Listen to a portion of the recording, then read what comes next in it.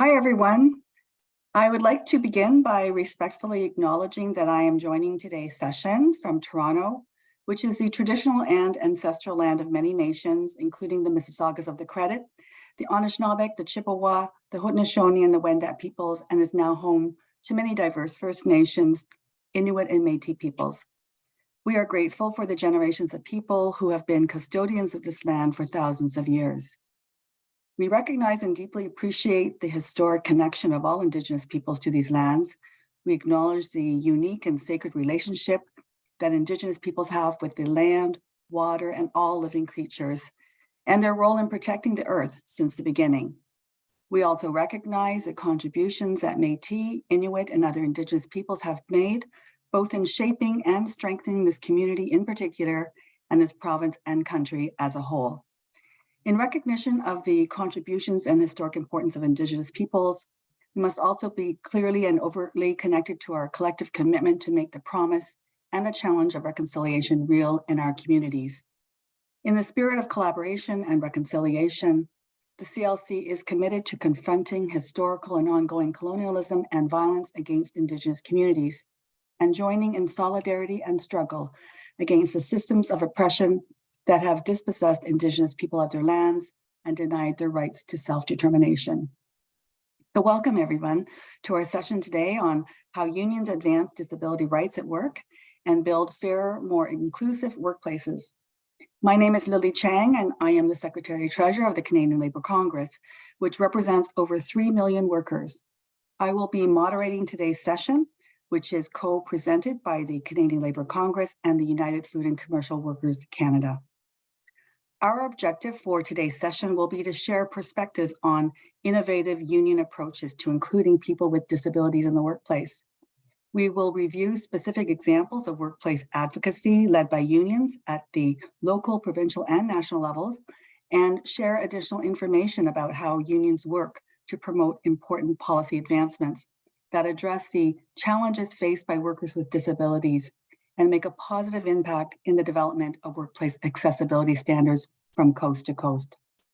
Finally, our panelists will make the connections between their activism as trade unionists and their work with non-union organizations that focus on disability rights and justice in Canada, outlining the importance of solidarity in our work and our broader agenda to build fairer and more inclusive workplaces for everyone.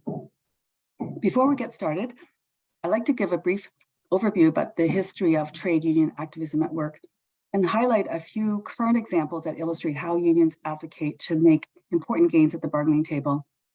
Historically, and until the present day, unions play an important role in advancing disability rights in the world of work. Unions work to eliminate physical barriers that limit workplace accessibility. Unions negotiate health benefits and leaves that are often crucial to workers with disabilities. And we push hard to extend those benefits to all workers by lobbying for universal pharmacare, leaves, and other support. Unions have negotiated or arbitrated, if necessary, the accommodation needs of individual workers. Unions have lobbied for improvements to legislation, including workers' compensation legislation, short and long-term disability plans, and accessibility improvements in our workplaces and our union spaces. And thanks to the efforts of disability rights activists in the trade union movement, sectors with higher unionization rates tend to have better rates of hiring and retention of workers with disabilities. Workers with disabilities have been more successfully employed in the federal public sector, where there's a unionization rate of 76%, compared to that in the private federally regulated sector, which only has a unionization rate of 34%. So with this, many challenges remain to ensure workers with disabilities are included, welcomed, and accommodated in workplaces and in the labor movement, so that our movement can benefit from the strengths and abilities of all of its members. The labor movement has also always championed the principle that workers should have a say over their work schedules. Workers have a right to negotiate through collective bargaining the duration and scheduling of hours of work. For many unions, full-time, full-year, 9-to-5 employment with a single employer represented the standard for gainful employment. And today, many temporary, casual, and part-time workers continue to prefer full-time work. However, many other workers, especially women, students, and workers with disabilities, cannot work full-time schedules, maybe because of unequal and unpaid caregiving burdens, for example, or they prefer part-time or temporary employment to full-time work. Regardless of whether or not workers choose to work full-time, however, unions insist that the work be valued equally.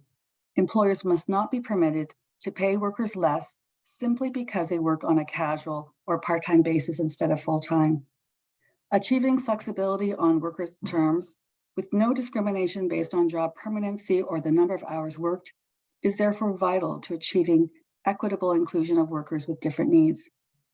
Casual and temporary work can be a life changer for workers with episodic disabilities who gain satisfaction, financial stability, and friendship from working even sporadically. This was a key component of the work of the Canadian Working Group on HIV and AIDS, now called Realize, who urged medical insurance companies to change their rules on how a person could be allowed to work without losing their precious healthcare benefits.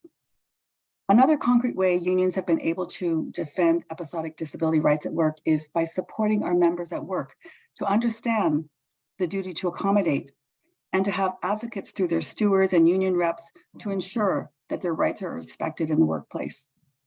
For workers with episodic disabilities, this means knowing that the right to be accommodated applies to all workers, regardless of unionization and regardless of employee status or seniority.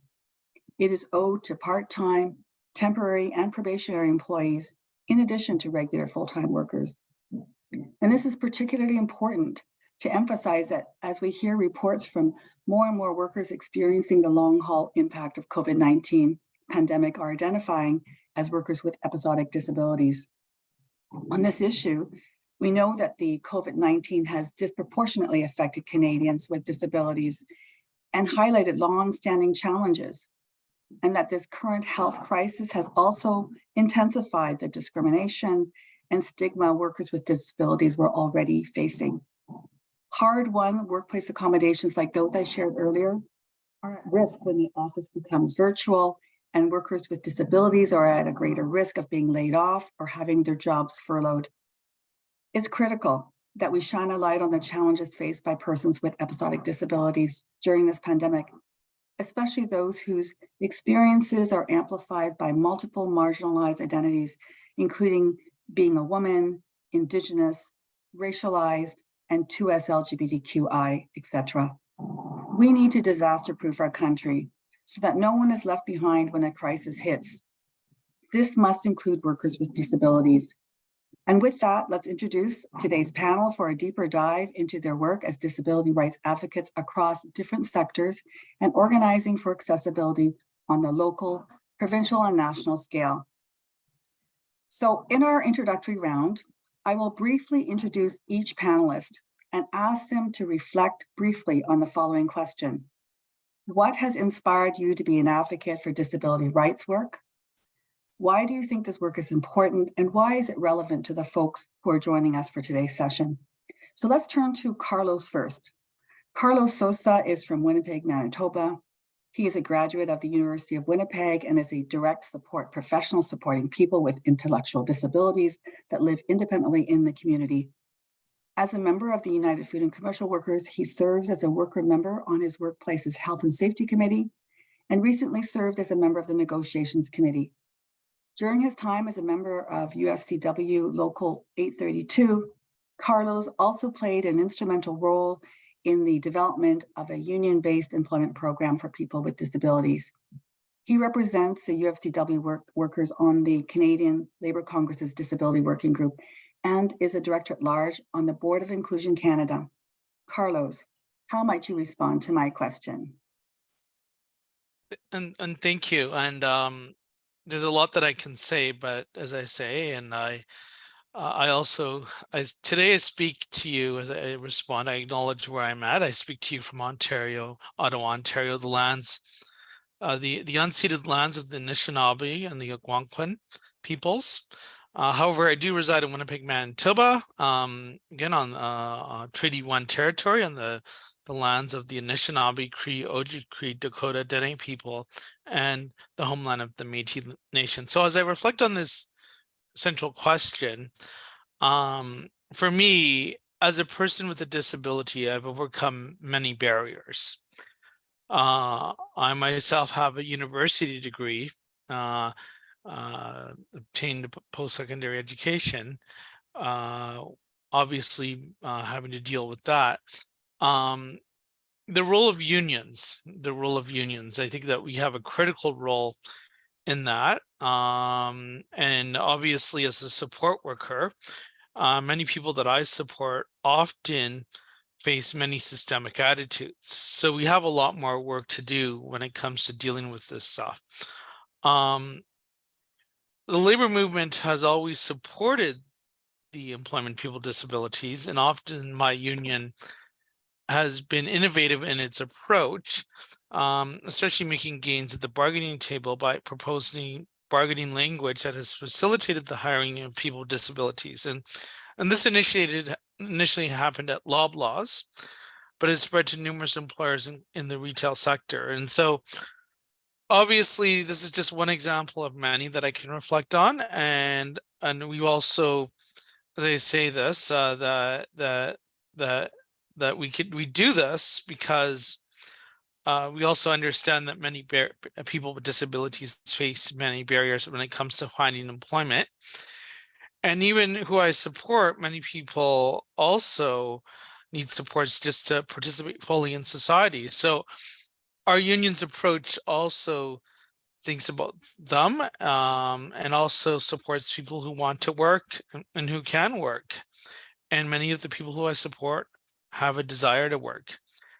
And also in my role, in my role as a board member of Inclusion Canada, I also played a role in facilitating a partnership between with Ready, Willing, and Able, which is a joint project of Inclusion Canada and formerly an organization known as CASDA. And so they facilitate the employment of people with intellectual disabilities and autism. And we have to realize this is a population that, if you in comparison to even people with physical disabilities, have even a greater and face more obstacles to employment. So we're doing this because we understand that it's critical. We understand that including people in the workplace is important. And also, I think it's also important to profile people that have benefited from our work and in the workplace. So I think about Ashley Des Moines and Brittany Columba, who were both connected to employment opportunities at a local co-op food store in Manitoba through our initiatives, with support workers through SCE LifeWorks. And so the role of support workers as well, we need to address that. It's not just initiatives, but we also need to be thinking about supporting people with disabilities with the supports necessary in order for them to succeed in the workplace. And some of our members also have also decided to take a greater role in our union, such as in the Health and Safety Committee, and a person by the name of Edith Major, who's also a shop steward. And that's another example of that. We also are also taking great stances in support of Bill C-22, the Canada Disability Benefit. And it's also our belief that by working collaboratively together, we can achieve a better world for people living with disabilities. Okay, thank you very much, Carlos, for that. Next, we have Arlene, who is active in the Ontario Public Service Employees Union and currently on the Provincial Human Rights Committee for OPSEU Region 6. She is Vice President for Local 669 and a former treasurer for the North Bay and District Labour Council. She's also the Vice President representing workers with disabilities at the Canadian Labour Congress. Arlene, how would you respond to my question? I'd like to first acknowledge that I'm currently in North Bay, which is covered under the Robertson Huron Treaty, and my neighbors include the Nipissing, Okies, and Temagami First Nation peoples. So I got involved because I have an invisible disability. It was noticed in kindergarten and grade 1 that I wasn't exactly at the same place everybody else was. For example, I couldn't tie my shoelaces, and until a teacher taught me a different method, I couldn't grasp it. But I was in a special class for a few months, and then fast forward to grade 9, my chemistry teacher noticed I used a lot of letters to spell words, and that is one of the characteristics of dyslexia. So I was assessed, and sure enough, that's what it was. And I received some testing, and it helped me to form some practices for lifelong being able to adjust to it, to learn. So eventually, I have a child. My child also has learning differences, and they couldn't grasp like letters on the paper. So through special occupational therapists, we actually made the alphabet out of clay so that my child could tactile feel the letter A, the letter B, the letter C, and that's the way they understood. So in between their lifelong learning and my lifelong learning, we had to self-advocate. I had to advocate for my child. I had to explain the way they learned.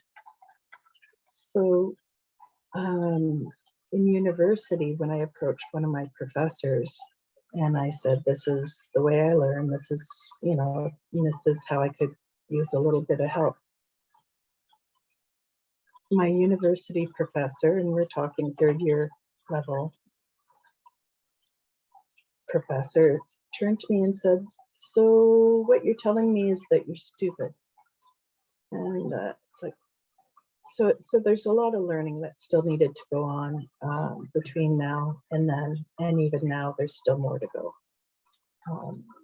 And if I had that much trouble with that little bit, I can understand that there are a lot more people out there that have a lot more problems, need a lot more help. And our Workers with Disability group is like no other. We are a fully inclusive group, and there's no prerequisites. You can be born fully, fully able, whatever you want to call it. And through an accident or exposure or an incident, or even genetics, you could be predisposed to illness and health conditions. So you can join us.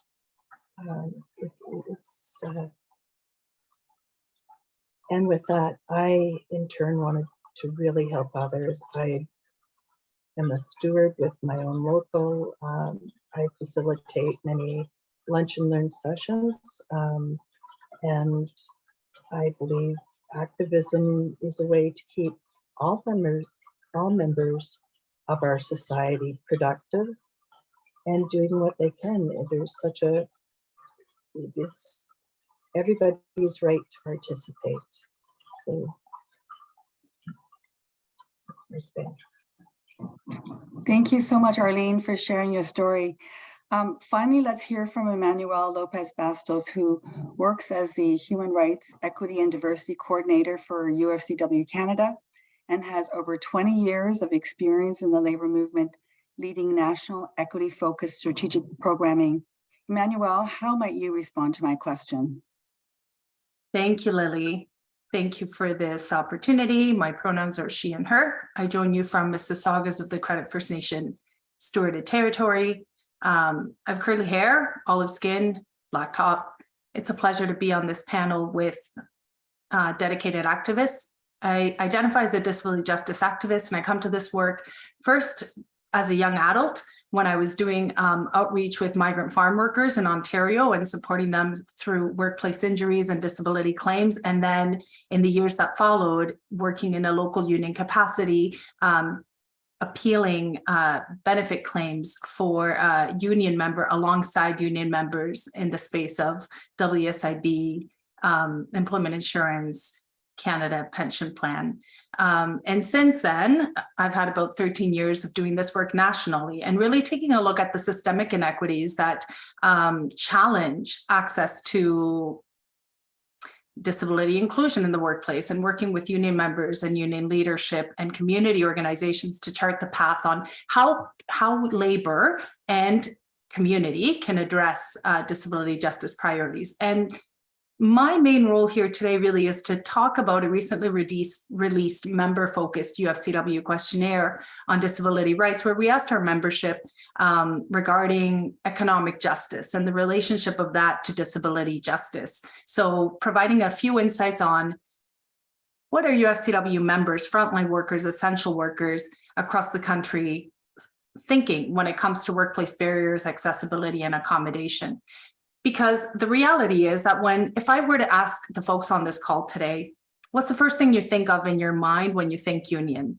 It's probably not going to be automatically disability advocacy or service provision. But the whole reason that unions exist is to take a whole person approach in accessing workplace justice, which can only happen when we see worker experiences in relation to how workers are safely able in the workplace to identify across ability, across race, sex, class, etc. So I'll leave it there until the next section. Thanks very much, Lily. Thank you for that, Emmanuelle. And whether you come to this work because of your own personal struggles with navigating the workspace and or whether you do this as an ally, your work is so inspiring. So thank you all for all that you do. So now it's time to move on to our full panel session. I'm going to start my video. Hold on. There we go. So let's start with Carlos, who will share an example of a local action unions can take to advance disability rights at work. Carlos, over to you to share a bit more about an example of local union action during your time at UFCW Canada Local 832. So as I mentioned, our union is very committed. So in 2018, our union arrived at with a collective agreement with Loblaws, where both the union and the employer agreed to work together to develop a program to hire and retain people with disabilities. And so that was pioneered by B. Bruce, now president of the Canadian Labour Congress. So by working collaboratively, we worked with, again, Ready, Willing, and Able together to basically link people with disabilities with employment opportunities with unionized employers. And it's not just been Loblaws. It's now included things like including a co-op food store and even hotels. So that's sort of where we're playing a role. And obviously, we're part of the solution by negotiating right into the collective agreement.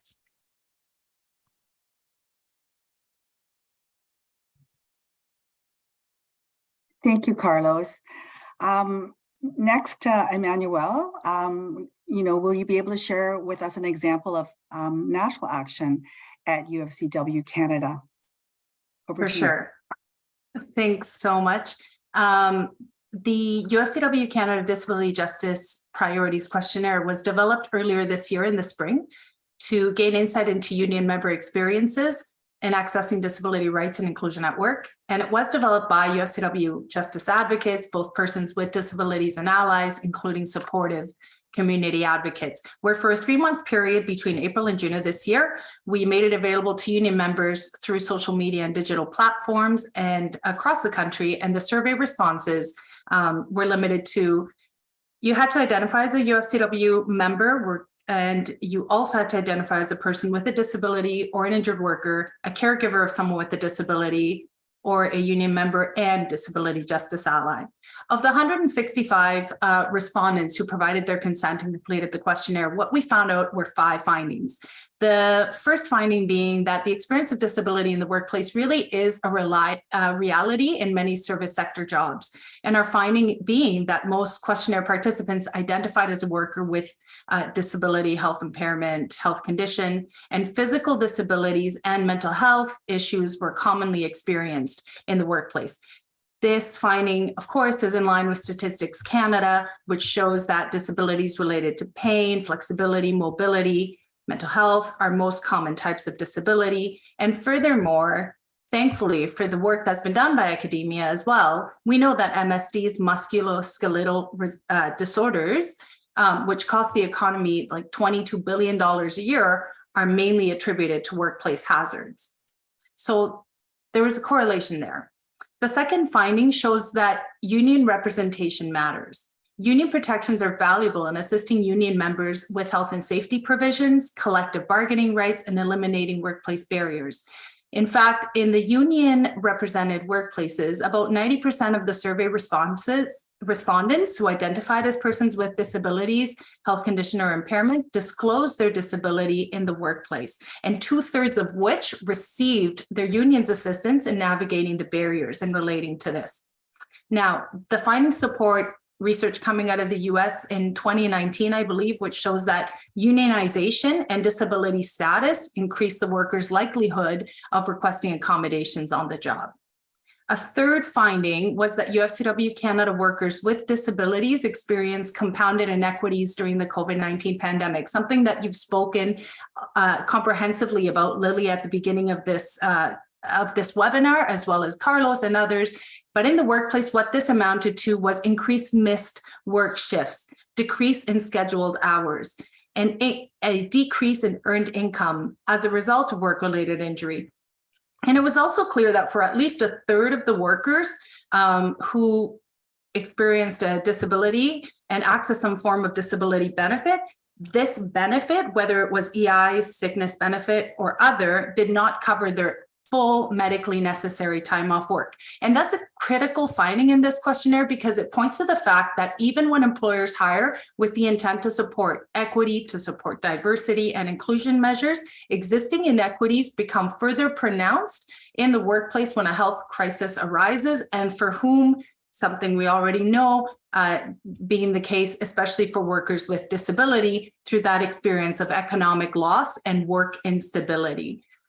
The fourth finding speaks to co-workers and the valuable information that co-workers hold in strengthening disability inclusion at work. About half of the members who were surveyed had knowledge of their co-workers' disability or health condition or work-related injury, but they also had knowledge about the accommodations or lack thereof of accommodations in the workplace.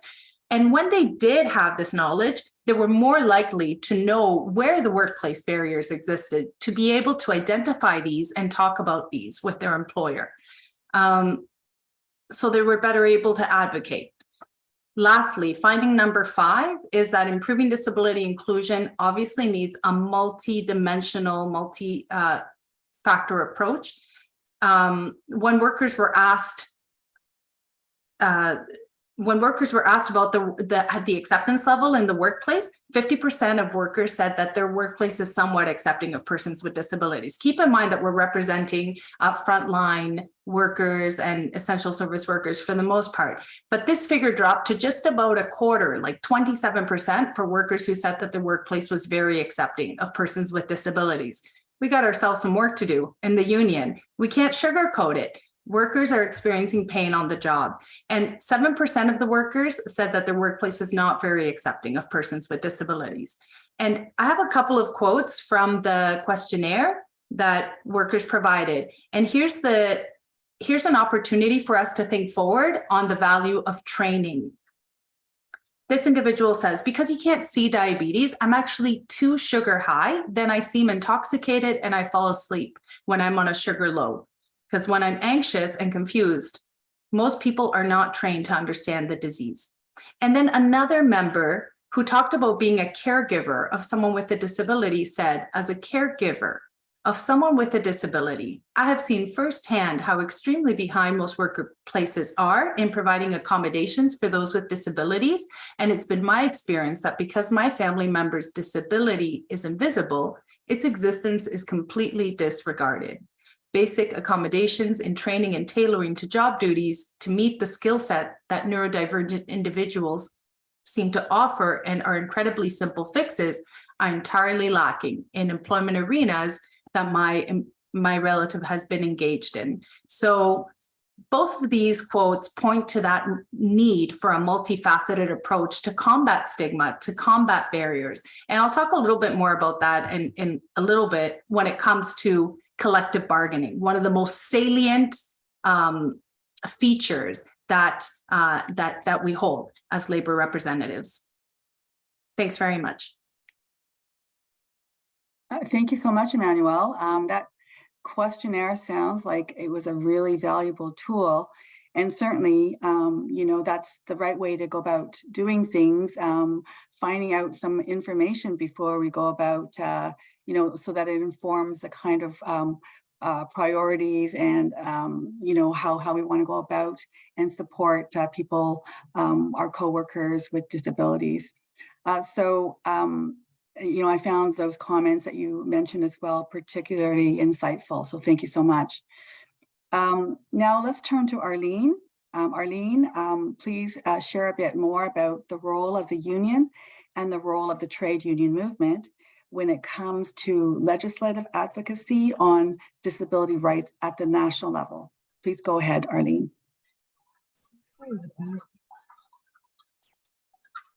We as the union have to not only educate our employer, but also our fellow employees about things like the Charter of Rights, the duty to accommodate, various laws, as each province will have its own accessibility act. And we as a union also have to embed disability rights into the collective agreement so that it's easier for people to see it and understand that it's there.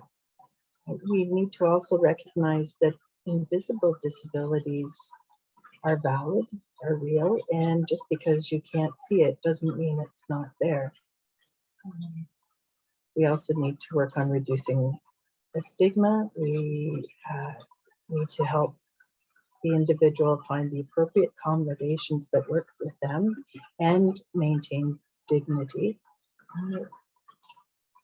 We need to represent individuals in reducing this stigma.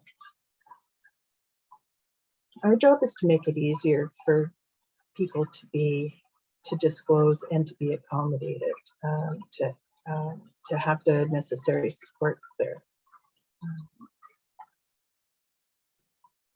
So one of our recent legislative advocacy efforts include Accessible Canada legislation. The unions have been working alongside our partners in the disability rights and justice movements for decades to echo and amplify the call for a national accessibility standards in Canada, and welcome the news of the Canadian with Disabilities Act, also known as the Accessible Canada Act, when it was initially proposed in June 2018.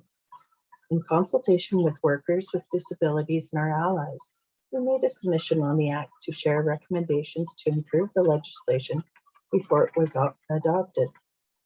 Our key recommendations were that first, we ensure that accessibility in employment must fall under the provisions of the Employment Equity Act. We also need to ensure that collective bargaining rights and agreements of workers are protected, and that bargaining agents be specifically referenced in the regulations as representatives to assist in the development of regulations and implementation. The third recommendation was to strengthen the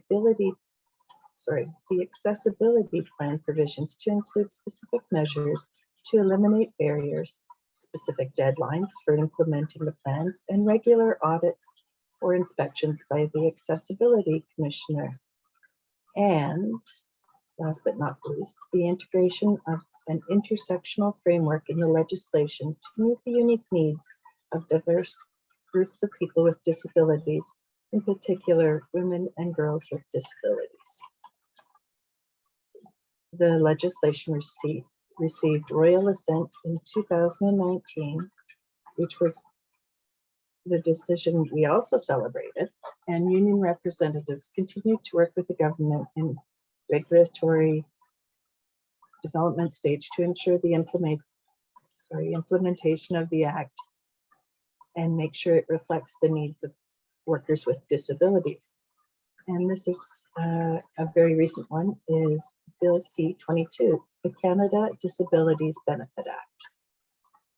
The Canada Disabilities Bill was first introduced in the throne speech of fall 2020. Since then, it's been reaffirmed in the Ministry of Employment, Workforce Development and Disability Inclusion, Karla Qualtrov's 2021 mandate letter. Disability Without Poverty, a national disability justice advocacy network, hosted a rally on October 19th on Parliament Hill to call for the swift passage of this benefit. And at that point, the bill had received second reading. The objective of the Canada Disability Benefit is to provide a floor for adequate income support for people with disabilities in Canada, who represent close to 40% of working age people in our country. In a recent survey, Disability Without Poverty found that 89% of Canadians agreed that a Canadian disability benefit is the right thing to do, and that the country should come together to dramatically reduce disability poverty. As part of our work nationally to support this benefit, the Canadian Labour Congress has signed on to many open letters and petitions organized by DWP to raise the public profile of this bill, alongside over 100 anti-poverty and disability justice organizations across Canada. We are also a sponsor for the October 19th rally, which was held at the end of a 3-day-long advocacy effort in Ottawa that week to put pressure on members of Parliament to fast-track Bill C-22 so that it is adopted before this session of Parliament ends. And finally, I'm happy to say the bill passed in its second reading, and it passed unanimously and is now being reviewed in committee. We look forward to the legislation passing in its third reading and receiving royal assent this spring, and to collaborate with our allies in the disability rights and justice movement to ensure the implementation of its benefit is equitable and meets the diverse needs of people and communities with disabilities in Canada. Thank you for the time. Thank you very much, Arlene, for describing some of that very important legislative work that is being done to support people with disabilities and making sure that nobody's left behind. So thank you very much for that important information.